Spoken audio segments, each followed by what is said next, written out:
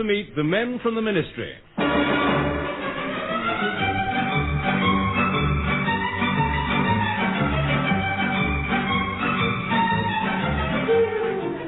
We present Richard Murdoch and Deryck Guyler in The Men from the Ministry, a weekly tribute to the men of our government service. Cautious men who sit in the train each morning with an impressive newspaper held in front of them. Men indeed who are often behind the times.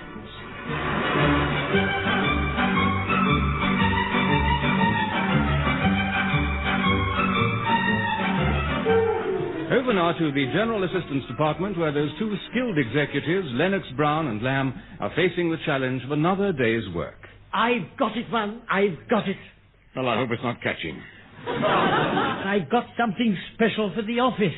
Oh, not that weird invention of yours, is it? Huh? That plastic skull with the candle inside for warming your bowler hat before you wear it? Yeah. No, this is new. Look. My word, an electric kettle. Yes. By Jove, too, that is useful. Well done, well done. Isn't it a beauty? Yeah. I saved up my cigarette coupons. 3,500 of them. And I got this. Cigarette coupons? That's right, 3,500 of them. But you don't smoke. I know, but I did want this electric kettle. Oh, Lordy, really. It boils in 1 minute. Or 3 if you put water in it. By the way, the permanent undersecretary should be dropping in about now. Sir Gregory, oh dear, what does he want? Well, I don't know, but his secretary said he'd call in at 11. So we'd better tidy the office, you see. Now, move those beer bottles from the in tray. Yeah, they're empty. I'll put them in the out tray. Oh, there's one half full. I'll put that in pending. No, two. Get them all out of sight. Will you? Put them in the back cupboard. Put them in the back right, cupboard. Norma. And you'd better get those magazines off the filing cabinet. What? Those copies of International Playgirls, you better put them in the drawer. By Jove, yes, I'm glad you thought of that, you know. That could... Oh, there you are, Lennox Brown. Good morning, Sir Gregory. What's that you're putting away so hurriedly? Some rather vital documents, Sir Gregory, full of astounding figures. Exports, you know, that sort of thing. Oh, now they're the sort of figures you and Lamb should be getting to grips with. Oh, we should, yeah. I mean, we will, Sir Gregory. Now listen, both of you. Exports are what I'm here to talk about. As you know, it's vital we export more. We must seize every chance that comes our way. That's why this Marboni business is so vital. Marboni? It's a very important new state in the Far East. Oh, yes, you must have heard the song, too. Marboni lies over Lennox Brown! Sorry. This is no laughing matter. The president of Marboni needs certain vehicles for his defense force. Small, silent ones to transport equipment through jungle in case of invasion. At the moment, there's nothing to fill the bill. I suggest those big armoured vehicles with guns in front. Tanks. Don't mention it, Sir Gregory. Don't dribble, Lamb. I meant you were referring to tanks, but they're too big and noisy for the job. As I said, so far, no one's found a vehicle they like. Now, the first country to come up with something gets a big export order. I want you to make sure it's Britain. Now, start thinking. Oh, dear me, this sounds like a problem, too. I think I'll take a spot of leave. Excuse me, sir. Could I borrow the telephone directory? Well, of course, Mildred. Desk need propping up again? No, sir. It's me boyfriend, Bernard. He's just heard about the Permissive Society, and he's asked me to look up their phone number. You hear that, too? Mildred's going to ring up the Permissive Society. Honestly, Mildred, they're probably not on the phone. Now, look, stop wasting time, Mildred, and get on with the important tasks, will you? You haven't made our tea yet. Yeah. Well, I can't, can I? Can't? Can't make tea? What are you talking about? Haven't you seen Sir Gregory's memo? Staff in this building are now forbidden to make tea in offices. What? Oh, Mildred, don't joke about serious matters. You know a sudden shock starts Mr. Lennox Brown's forehead twitching. True. Look, here's your copy of the memo on the windowsill. Don't dismantle that, Mildred. It's the best paper tart I've made today. Too, this is important. Let me see that, please. Let me see. Careful, sir. You've gone all white and trembling like the canteen blancmange. See, right, too. It says, the practice of making tea in offices will cease forthwith. Oh, this is awful. How can we fill in the time? Well, that's what it's all about. Sir Gregory says tea making takes too much time. It'll take even longer going down to the canteen. Mrs. Bing won't let you leave the counter till you've heard about her chest. Yes, well, that's out, too. Listen, henceforth, the canteen will open for lunch only. Morning and afternoon tea will be dispensed from trolleys on each floor to reduce disruption of work. Tea trolleys? Oh, that means tea from an urn. Ugh, absolutely ghastly. Now then, you lot, queue on the right for tea. And now shoving up the passage. This ain't the perishing rich, you know. I've seen her before, too. She was in the canteen. They took her off the main counter because her dumplings kept slipping in the custard.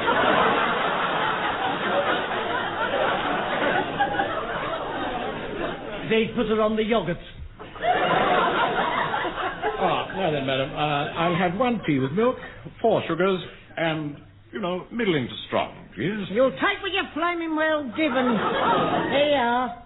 Oh, what's this floating on the top? Oh, it's my cigarette ash, most likely. It won't do you no harm. Well, really, I must protect... All right. Give the cup back and I'll blow it out for you. No, thank you. Are these the only cakes you have, madam? Yes, and stop fingering me fancies.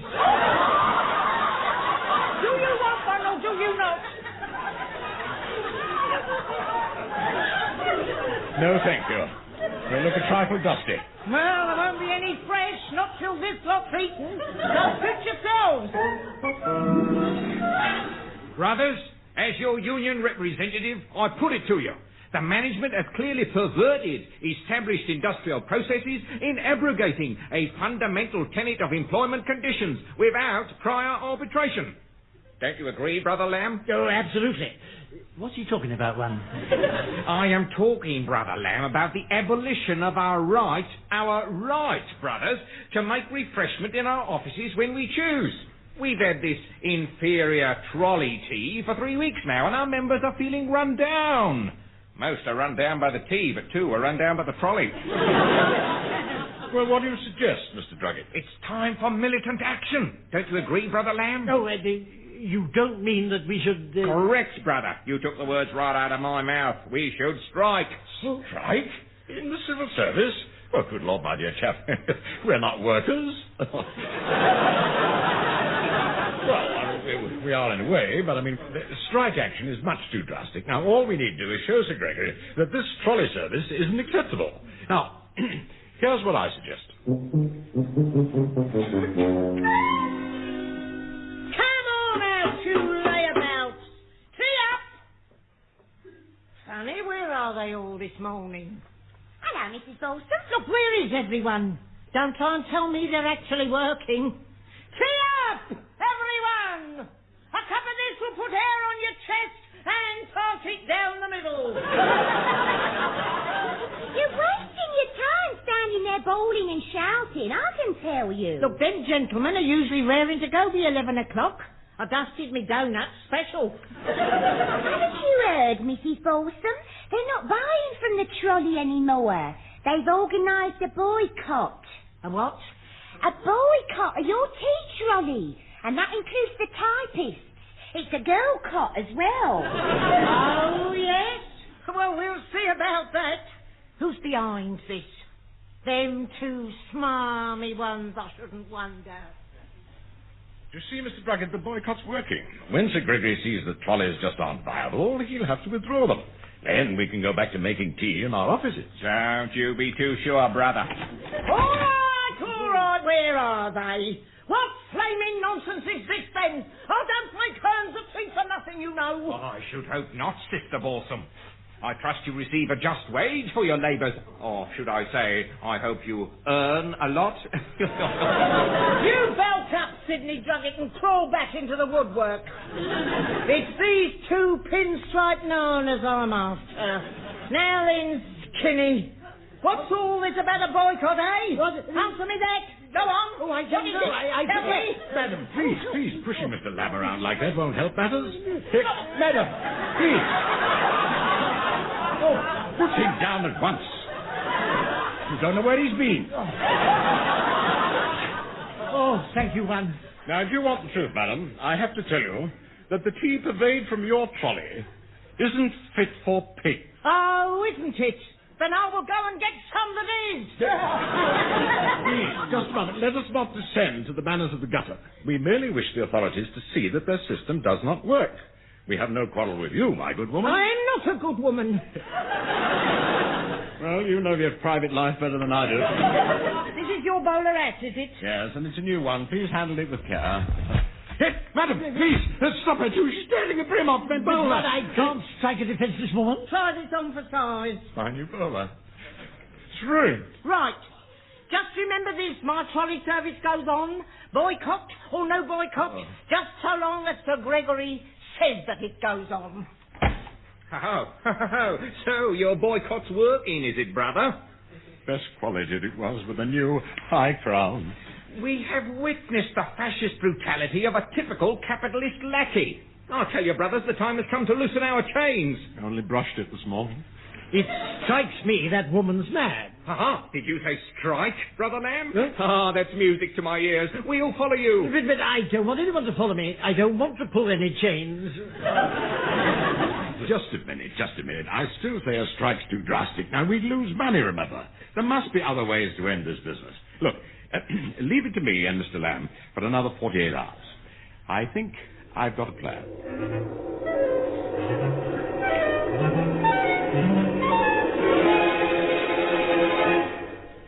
Well, that's that. You don't think we were too ruthless, Ron? Certainly not. Desperate situations call for desperate remedies. Oh, there you are. What's going on? Where have you been? Yes, well, we've only just got in, Mildred. Oh, naughty thieves.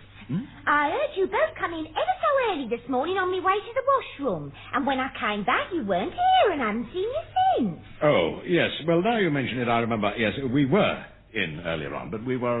had to go out again. Had to go out again, yes. In and out, we've been. Like the weather. Like the weather, yes. Just a minute, what is this? What have you both been doing since you came to the office? Nothing. Just the same as usual. I don't believe it. Oh, well, we've been dealing with various problems. What about some tea, Mildred? That's another funny thing. Mrs. Balsam's not turned up this morning. No one's getting any tea. Oh, good gracious. Good gracious, yes. Well, now that just shows, doesn't it? I mean, how easily this trolley service breaks down. Utterly hopeless one. We must write to Sir Gregory and say so. When I said, what about tea, Mildred, I was offering you a cup. Fresh office-made tea. Go on. Honestly? Yes, I've got this electric kettle, you know. I put it on as soon as I heard Mrs. Balsam wasn't here. Oh, you are brave. It should be boiling any second. If Sir Gregory saw that kettle, he'd shove the spout up your router. Yes, but Sir Gregory's out this morning. Morning, Patricia. Oh, God, no, he's not. Quick, hide that thing. I can't, the plug's jammed. Well, then, sit on the kettle. Yes, he might see it.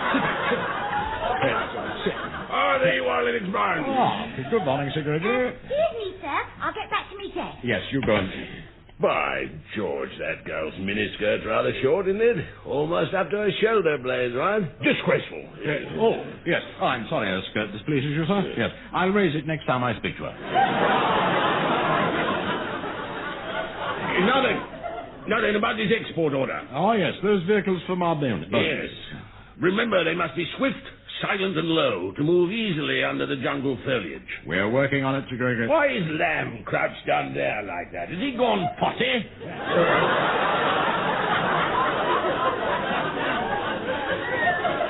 No. He's doing his yoga, Sir Gregory. Yes, Sir Gregory. It helps me to think. Yeah, well, I'm glad something helps. Oh, help. Run, it's boiling. You know, what did he say? It's boiling. Boiling hot. This warm weather, you know. Yeah. He will keep his winter vest on. I know nothing about yoga, but it's not meant to make your head go purple, is it? We're both rather out of sorts this morning, son. Indeed, why? We've had no 11s, Lucy. I'm afraid the work rate on the floor will suffer. Mrs. Balsam hasn't turned up. Mrs. Balsam not turned up? I am surprised. Very sound type, I always thought. I'm afraid your trolley system, excellent though it seemed at first, does depend on the human element. One woman fails, and the whole staff suffer. Well, I can't understand it. I've always found Mrs. Balsam most reliable. Really? When Lady Pitkin was away, I needed a daily woman. As often as that, Sir Gregory? Mrs. Balsam came in and obliged me. I see. Are you sure Lamb's all right? There's clouds of steam rising from his behind. Yes, he does feel the heat, sir, don't you, sir? Ah, yes, I do. Oh, badly. Most odd. He seems to be in a trance. His eyes have a sort of glazed look. Yes, he is in a trance. It's the yoga, you see. He just switches off. Isn't that so, too? Yes, you can switch off. Off. I've done it. Oh, why didn't I think of that? What's he sitting on? Oh, nothing. There's nothing there, Sir Gregory. What? Yeah, excuse me a moment. Hello, Lennox Kettle Browning. Sorry. I mean, Lennox Browning prattling. Yes, just pardon? Oh, he's here. It's for you, Sir Gregory. Your secretary, sir. He seems rather upset. Hello, my dear. Not still worrying about our weekend, are you, huh? What? Did what? What are the scoundrels? What? By heavens, I'll track them down, and when I do, No, my dear, no. I'll take some tablets, yes. Yes, I'll be back soon. Goodbye. You seem upset now, Sir Gregory. I just heard that Mrs. Balsam has been manhandled. Oh? Who was the unlucky man? This is no laughing matter. No laughing matter. 2 masked men lured Mrs. Balsam and her tea trolley out on the roof and shut them out there. Nobody could do it. Any witnesses, Sir Gregory? Apparently not. Oh, dear, what a pity. Would she know them again, sir? Unfortunately, no. Oh, yes, well, that is hard luck. Yeah, they were wearing masks, apparently made of carbon paper. Oh. When she came in today, she found a note pinned to her overall. It said, I was holding a tea party on the roof. When she went out there, these thugs leapt from behind a chimney stack, rushed past her, back through the door, and locked it behind them. Damn cunning, I must admit. Yes, indeed, Sir Gregory. Yeah, why they did it, goodness knows. Think, she might have been up there all week if the minister hadn't seen her. She wouldn't have starved, Sir Gregory, if she had her tea and rock cakes, I presume? Yeah, well, her worst hazard was that shocking draft up the Irvine, you know. But I might have assumed the trolley system had broken down and cancelled it. Yes, you might. If the minister hadn't seen her. How did he come to do that? Well, he was walking down Whitehall when his attention was arrested by a rock cake hitting him on the nose. First-class brain, the minister. He sensed at once that something was wrong. He would. What a coincidence she hit him with that one throw. No. Mrs. Balsam was firing cakes at random using a rude catapult. Where did she get the elastic, Sir Gregory? Yeah, well, as I said, worst hazard was that shocking draft up the earth. But in fact, no one suffered any harm. You know, it does show the weakness of the tea trolley system. Even if the operative turns up, trolleys are always liable to be hijacked. Well, I'm sick and tired of the whole business. You mean that's the end of the trolley system? Yes. Then we can go back to making tea in our offices? No. There will be no tea breaks of any kind ever again. Tea and coffee drinking in all ministry buildings will cease utterly forever. Starting now. Good day.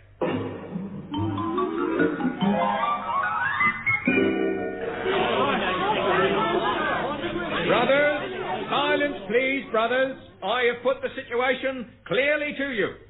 In banning tea, the management has committed an outrageous breach of our terms of employment and an outrageous breach of faith.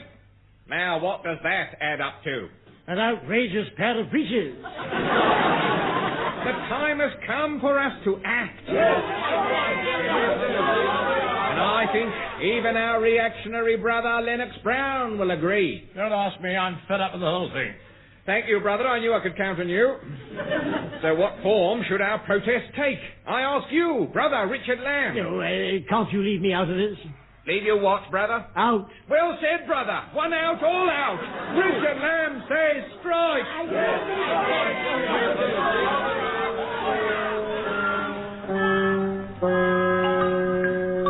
Here is the news read by John Curle. There is no sign of a break in the Whitehall civil servants' strike. In Parliament, MPs complained bitterly about the affair, and in particular the fact that all the ministries were on strike for 3 weeks before anyone noticed.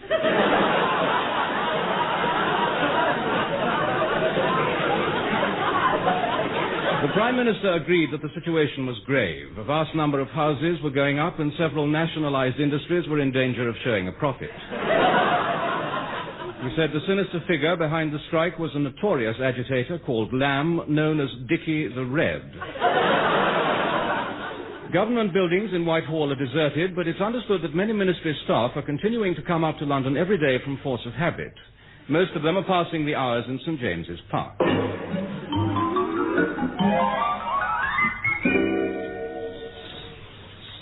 Oh, I'm sick of this strike. I wish you hadn't started it. But I didn't, Mildred. I wouldn't even have joined in, only I didn't want to be a blackhead. A black leg, Mr. Lamb. Well, I'm fed up with it. I mean, it was fun at first, making our own sort of office in the park, but it's gone on so. Morning, Mildred. Oh, hang my bowler on that branch, will you? Morning, man. We've kept your usual deck chair for you. We managed to scrounge this litter bin for your umbrella. Oh, thank you, too, thank you. Why are you lying there in your underwear? I'm waiting for my trousers to dry. What? The breeze blew Mildred's eyelashes off, and I had to wade among the ducks to find them. Oh, I see. I wonder why Mildred had a couple of feathers on her eyelids. Anyway, these briefs of mine are perfectly decent. Well, I suppose they're decent, but there's a nasty moth hole down by the knee. I wish this strike were over. Yes, me too. Still, we've been lucky sitting out here in the fresh air. I was against the strike all along, Mind you, we're lucky we've had this heat wave. Oh, glory.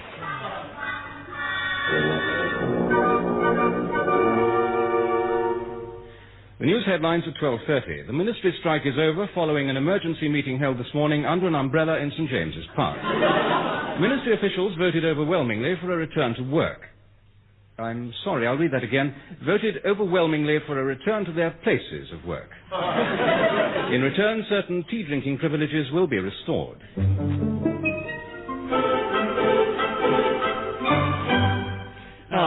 It is nice to be back in the dear old office. By Jove, yes.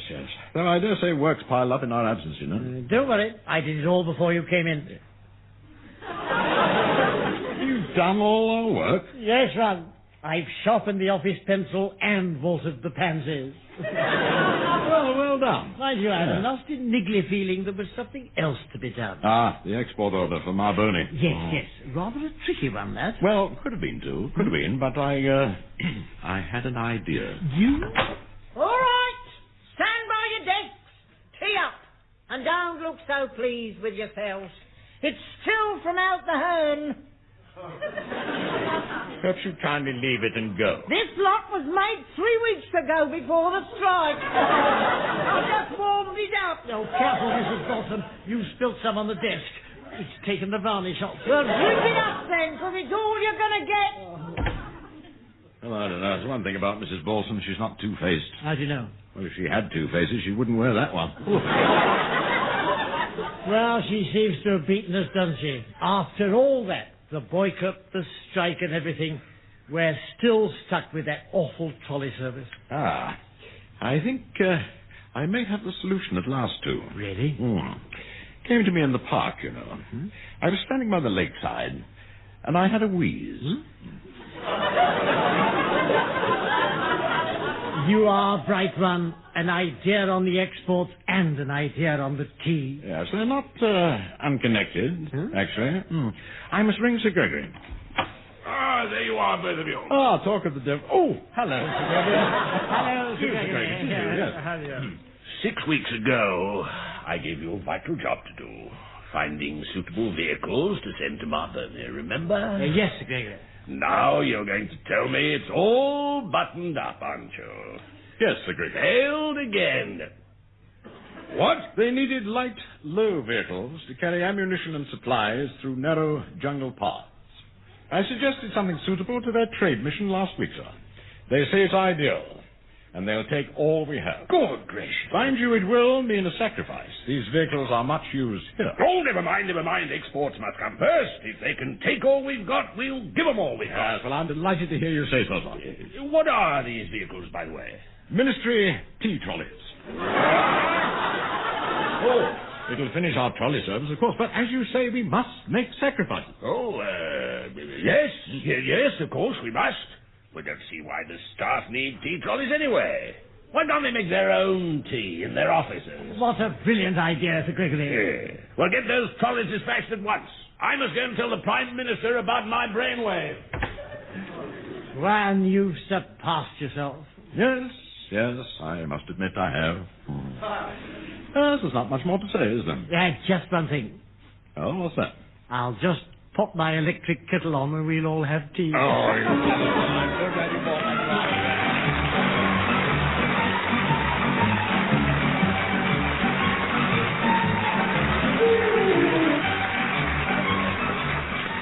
Muddling through as the men from the Ministry were Richard Murdoch and Deryck Guyler. Also featured were Norma, Ronald Baddiley, Patricia Hayes and John Graham. The programme was written by Edward Taylor and John Graham and produced by Edward Taylor.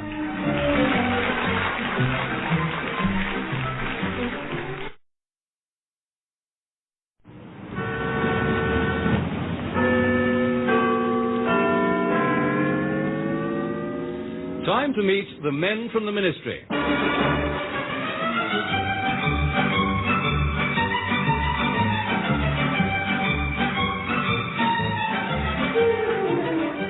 We present Richard Murdoch and Deryck Guyler in The Men from the Ministry, a weekly tribute to the men of our government service.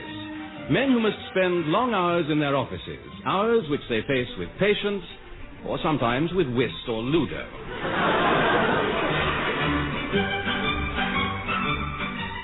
Over now to the General Assistance Department, where that busy young executive, Richard Lamb, is going through the books with his secretary. Mildred, these library books you bought, just look at the titles.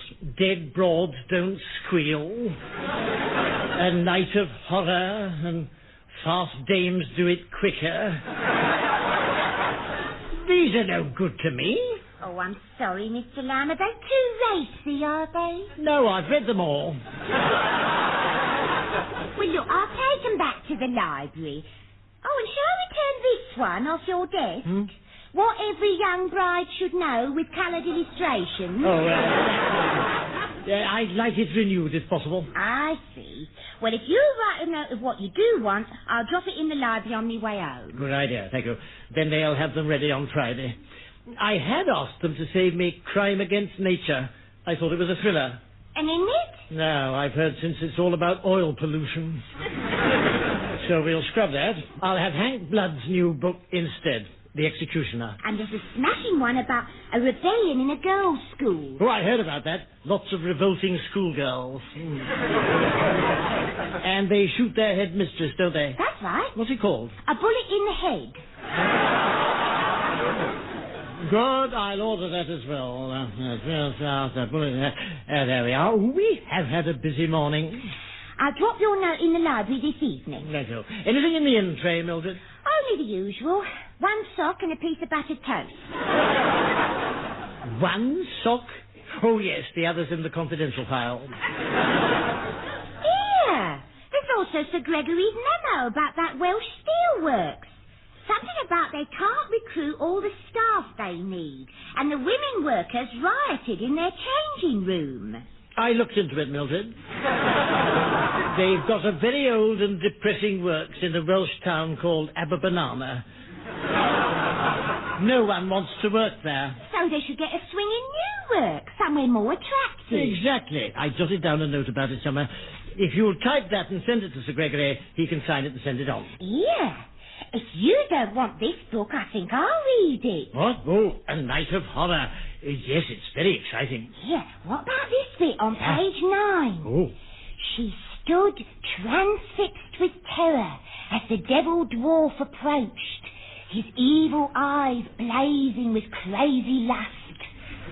With a bony hand, he wrenched the thin silk from her trembling body and snarled... Well, what on earth's going on? Sorry, man, we thought you were the Devil Dwarf. What? That's there. I've just given Mildred a night of horror because I've had it.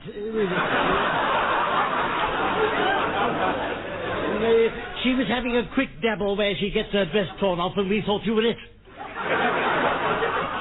It's going to be one of those days, isn't it? Mildred, a cup of tea might help me to face it. Righty-ho, sir. I've been working one. I've ordered my library books and answered Sir Gregory's memo about the steelworks. Ah, good. Well, maybe that'll keep Sir Gregory away for a bit. He is a pest. Actually, I've been working on an imitation of him. An imitation of Sir Gregory? Oh, say, well, I'd like to hear it. All right, I'll do it for you. Oh, there you are, Lennox Brown. My word, too, that is like Sir Gregory. Oh, my word. How you've got the pot-bellied old fool to a tea. Yes, I was just telling Lamb, I'm full of tea. This office gets more like a madhouse every day. Oh. And you, Lamb, why are you wearing that foolish smirk? Trying to show your contempt for authority? No, Sir Gregory, I'm trying to hide it. No, I want to talk to you both about the big event at the end of the week. Big event? On Friday of this week, Britain is sending up her first manned spacecraft. It will orbit the Earth for 4 days. Ah, I remember. It's in all the papers. Yes, they're launching it from that rocket base in Scotland. From Inverpenny, yes. The technical side is all laid on, of course. Our job is to supervise the other side. Practical arrangements, publicity, looking after the VIPs and so on. You mean we have to go up there? Yes, you'll go by train tomorrow night. Second class, of course. Thank you, Sir Gregory. This department will be making a further contribution, by the way. What's that, sir? Well, the actual launching's to be a big occasion. The switch will be pulled on a public platform, and the whole thing will be covered by TV. They wanted someone impressive to pull the switch. A public figure with an imposing presence, plus style and flair. And I've been given the job. Congratulations, Sir Gregory. Yes, I knew you'd be pleased. After the launching, there'll be an important luncheon at the rocket station. Part of your job will be tying up the arrangements. Very good, sir, yes. You two will be taking tea and sandwiches.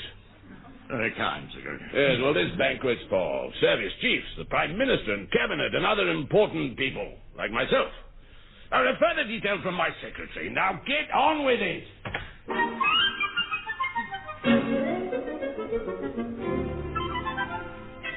Another chocolate biscuit, Mr. Lamb? No, thanks. They make my fingers sticky.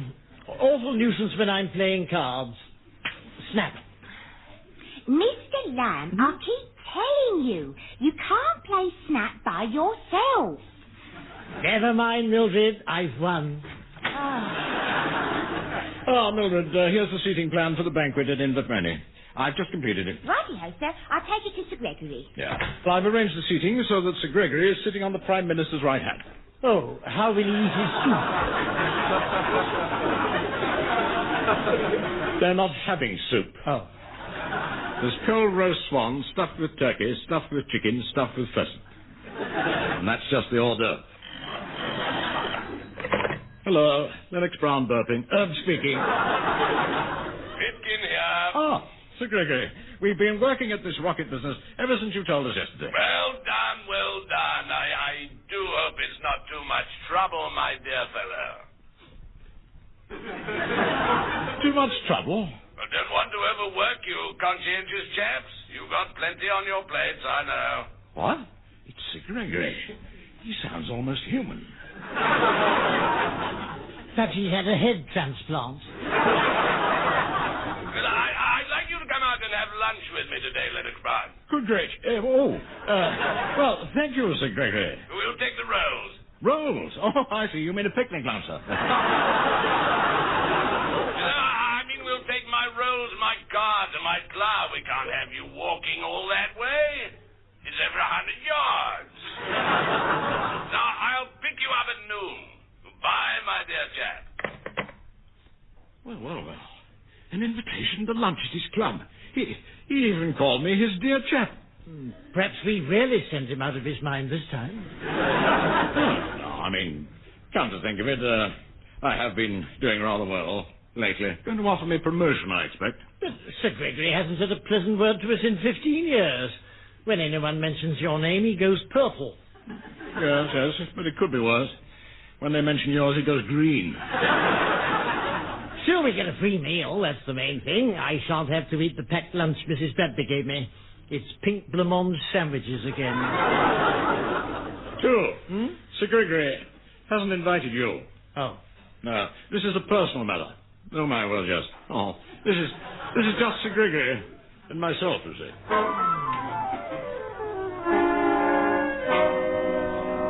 Another brandy, Lennox Brown. Oh, no thanks, Sir Gregory.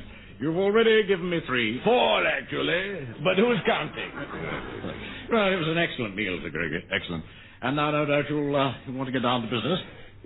Well, I've never asked for promotion, you know. Very wise. Saves embarrassment all round.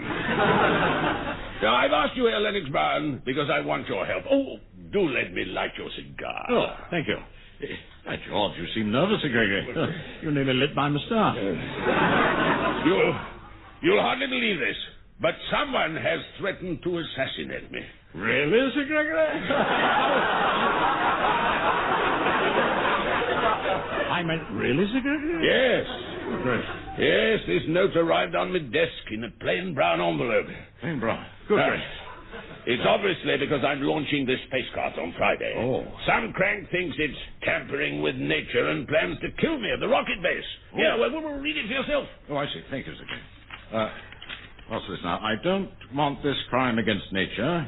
I know enough about pollution already. On Friday, I want you to get a bullet in the head. The executioner. Oh. Well, clearly, you know, this is the work of some crazy fanatic. Calls himself the executioner. Yes, it's on the bottom. Yeah. Well, of course, it's not me he's after. It's the man who launches that spacecraft. Ah, but that is you, Sir Gregory. Not anymore, it isn't. Oh, no. I shan't go near that rocket base on Friday. Oh. But not that I'm afraid, of course. Oh, no, things like this don't frighten me. No.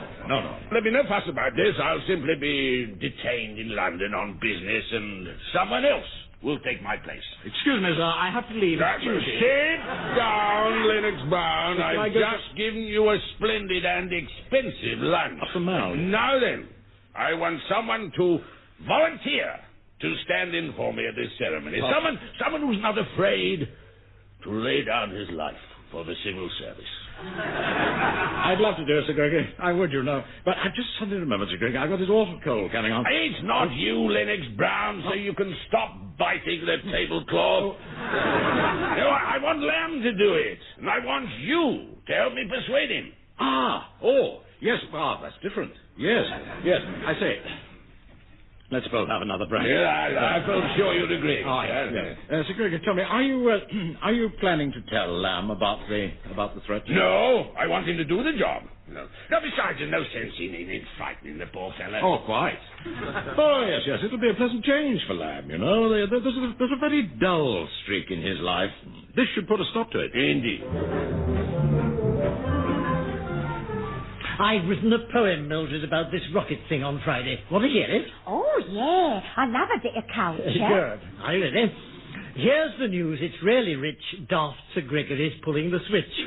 I'll bet he gets drunk and starts to twitch. He'll never know which switch is which. Brilliant, Mr. Lamb. Like He'd kill you if he saw it.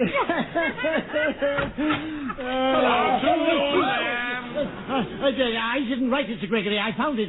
I'll write you an apology. 2 apologies. What is it, my dear fellow? Something to do with this piece of paper? No, wait. Don't read it. Run for it, Mr. Lamb. He'll murder you. No. Stay tuned. No. We want to talk to you. Very, very clever, Mr. Lamb. Most original. But it's making mock of you, Sir Gregory. Well, that's what democracy is all about, Mr. Lamb. My staff feeling free to make mock of me. I'll go make a cup of tea. Righty-ho, Mildred. Well, have a seat, Mr. Lamb. No, not there, too. There's no cushion. Here, let me fold my Vicuna coat for you, eh? Sit on that. The mink lining's quite comfortable, you know. Why are you both behaving like this? Put your feet up, Mr. Lamb. Oh, thank you. Both feet, Sir Gregory? Of course, yeah. Well, now, I've come to tell you that I shan't be launching this spacecraft at Inverpenny. Sir Gregory has very generously suggested you might like to launch the rocket too. Say? Me? Yes. Oh, Sir Gregory. Well, the TV cameras will be there, the PM and all the service chiefs. TV cameras? My word. I've always said if I could appear on TV, I'd die happy. Well, here's where you get your wish. Oh, imagine me sending up Britain's first spacecraft. I'll be in heaven. Quite. Well, the ceremony is all tied up. Should go like a bomb. Finish now. Well, now, you're both off to Scotland tonight. Once you're there, Mr. Lamb is taking my place. That means he's in charge. Oh. Well, except, of course, for the technical side, which is in the hands of the chief scientist, Dr. Proctor. Apart from his area, Mr. Lamb's top man. Oh, I'll be thrilled to bits.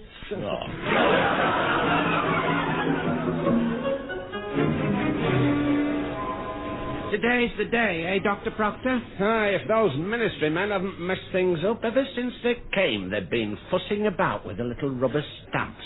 They've stamped the spacecraft official paid. And do not bend. Yes, I've seen them. Who are you, anyway? Who are you? I've seen you hanging about all day dressed in that dust suit. Me? Oh, well, I'm Captain Dibble. I'm the one who's being shot into space. You? Who picked you? I was chosen by computer. I was on the bacon counter at Harridge's, and suddenly... one day, they came for me, put me on a crash training program. Crash training, eh? Oh, well, that'll come in handy, that will, yes. Well, have you got your pills? I beg your pardon? Your food for the journey, those Irish stew tablets and the tapioca cubes. Have you got them? No, the ministry men have to check them and get them put on board. Well, don't just stand there fiddling with your oxygen tube. Stand you in your capsule. I thought I'd stay a bit and watch the VIPs. Don't quibble, Dibble. Sorry, Dr. Proctor. Hey, and as you'll be shutting your rocket for 4 days, you'd best stop off on the way out and wash your hands. Cheerio, then. I'll give you a wave on my first orbit. Ah, Dr. Proctor, I presume. Everything going smoothly? It was. Hey, must the astronaut really do 3 spacewalks? Of course. At the ministry, we do everything in triplicate. Oh. Where's my assistant? Sorry I'm late, sir. I was cleaning your shoes as you asked. Thank you, too. I must look my best with all these important people about. Yes, well, the place is filling up. How's security, Dr. Proctor? We don't want any intruders, do we? I've seen no one suspicious. Present company excepted. I saw a suspicious-looking character, too. Yeah. Oh, where? Mingling with the VIPs. Can you see him now? Yes, there he is. What? Oh, don't be daft. That's the Prime Minister. So it is. There's a call for Mr. Lamb from London. You can take it on the phone in the corner. Ah, that'll be my landlady wishing me luck. Hurry up, we haven't much time. Hello, Richard Rocket Launcher Lamb here. It's me, Mr. Lamb, Mildred. I just wanted to say goodbye. Oh, goodbye, Mildred. Mind you, I'll be back in London tomorrow. Yeah, that's right, Mr. Lamb. Keep hoping. I've heard all about it, you see, from Sir Gregory's secretary, and you are very brave. Mildred, I'm launching the rocket, that's all. I'm not going up to the heavens. You're not? You mean you'll go down there? Oh, Mildred, please. What's upsetting you? Here, they have told you, haven't they? About Sir Gregory's notes. You do know there's a madman waiting to murder you. You'll have to apply through the normal channels. Mildred, what did you say? He's planning to kill you when What? you pull that switch. No, Mildred, I can't know. What's going on? Mildred, she told me I'm going to be killed. No use lying there chewing the telephone flex. It's too late to back out now. They're waiting to shoot you. The TV cameras, that is. Dr. Proctor, help me to get Mr. Lamb out onto the platform, will you?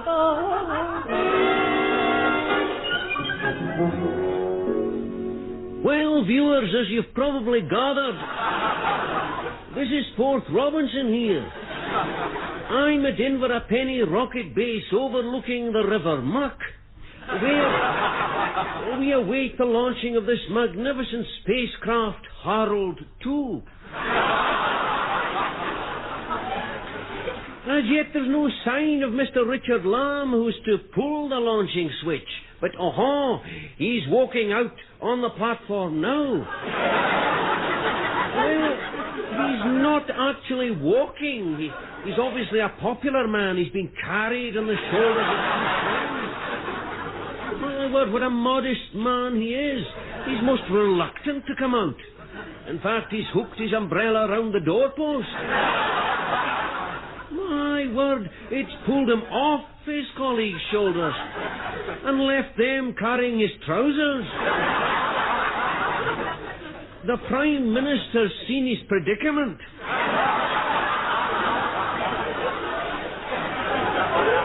He's draped a Union Jack round his waist. Lamb tries to crawl back through the door, but his friends are determined he shan't miss this great honour, and they've grabbed him by the threshold. They're dragging him towards the switch.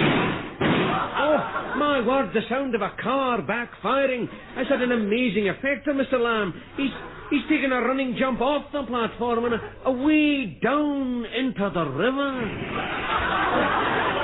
Well, Richard Lamb's really in the muck now.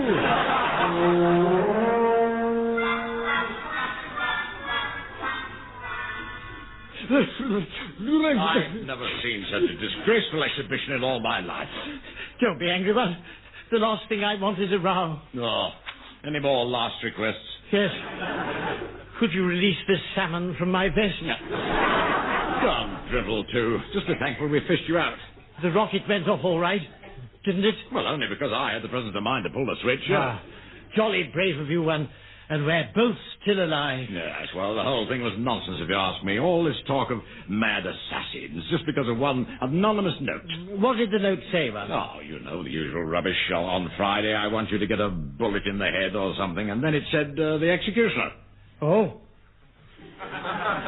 Well, what is it now, too? Your head started steaming. I wrote that note once.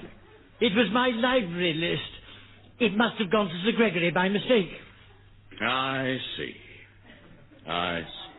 Few people would, you know.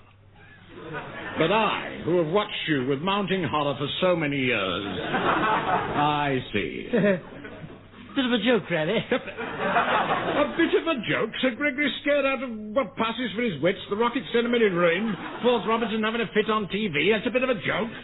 What about me, working under you for 3 lunatic days at the rocket base? You were lucky I was in charge, man. Oh, there were lots of worries, especially the feeding arrangements. I thought I'd never get all that champagne into the spacecraft. Yes, well, maybe, too, maybe. But what? In the spacecraft? Yes, there wasn't much room with all those hams and sides of beef. Dude, all that stuff was for the banquet. And you put it in the spacecraft? Here is the news read by John Curle. Britain's first spacecraft, Harold II, is now in orbit. Astronaut Norman Dibble is fit and well, though his voice became slightly muffled shortly after blastoff. The direct TV picture showed this was because he had his mouth full of cold turkey. The picture revealed Dibble lying on the floor of the capsule, looking relaxed and cheerful. He had one arm around a boar's head with an apple in its mouth. After the launching, the Prime Minister was guest of honour at a banquet held at the rocket base. There was some surprise when instead of the 14 courses printed on the menu, guests were served with glasses of water and dehydrated food pills.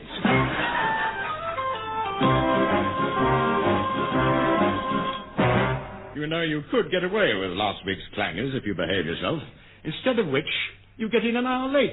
I was here earlier, but I nipped along to Sir Gregory's office to try and get that note back. You went to Sir Gregory's office? Yes. To grab that note? But are you mad? Oh, I was worried all weekend, That note's in my handwriting. Sir Gregory might recognize it. But what if he caught you in his office? Well, he's rarely in before 12, but just in case, I used a trick I saw on the telly last night. Oh, really? Yeah, I fixed a tripwire to his outer office, tied one end to the door handle and the other to the flower bucket, so I'd hear him come in. Well, did you find the note? No, I searched everywhere. Then I heard Sir Gregory coming down the passage, so I made a getaway down the fire escape. The police! Call the police, Lennox Brown! Lock all the doors! Oh, it's you, Sir Getaway. That's Sir Gregory. Are you all right, sir? No, I am not. That note was right. There has been an attempt on my life. Good gracious. Yes, a death trap in the office. As I opened the door, I tripped on a wire and fell with my head in the fire bucket. There's no point in calling the police, surely. I mean, well, he'll be miles away. You may be right. Yes. You may be right. Yeah. I'm off to Scotland Yard anyway to get this murder note checked by handwriting experts. Oh, dear. But I don't know why you're nervous, Lamb. It's me they're after. Sir Gregory, look, I think he's trying to say that he'll deliver the note for you, you see. Huh? Yeah, well, he passes Scotland Yard in his lunch break. Yes, I do. Oh, Yes. Oh, wait. Not a bad idea, as I've a busy day. Sure, yes. I have to be fitted out for a bulletproof boulder. Well, here you are, Lamb. Thank you. Now, take care of it, won't you? Yes, I will. By Jove, I'll take care of it, all right. Yes, well, you better take it to the boiler room and burn it. No need one. I've eaten it. Oh, well, you can tell him it slipped down the drain. Oh, what a relief. It's all sorted out. One tiny point, too. Oh? You've not told me why your library list went to Sir Gregory. Oh, I did a memo for him about the staff problems at the steelworks. Mildred must have switched it. Then the library got your note for the steelworks? Yes, they must have done. Well, that couldn't cause any harm, could it? Do you want to bet, too? Yeah, I've just been down the civil service library. The old place is a shambles. Doesn't surprise me. Nothing surprises me anymore. But they had a ministry order. They say it came from you, Mr. Lamb. The order was intended for steelworks, Mildred. Well, the library should know my order wasn't for them. I have a copy here. Yes, it says, your present works are too dull. They should be sold and replaced with some bright new works. These should be filled with young women, the bare minimum. Well, that explains it, Mr. Lamb. Explains what? They've got rid of all their books. They're filling the shelves with pin-up magazines. Oh, well, what can I do? What can I say? Don't say anything, too. Let's get down there as quick as we can.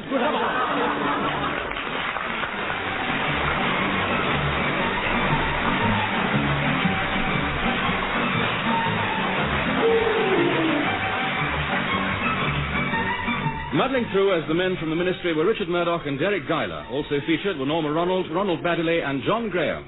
The programme was written by Edward Taylor and John Graham and produced by Edward Taylor.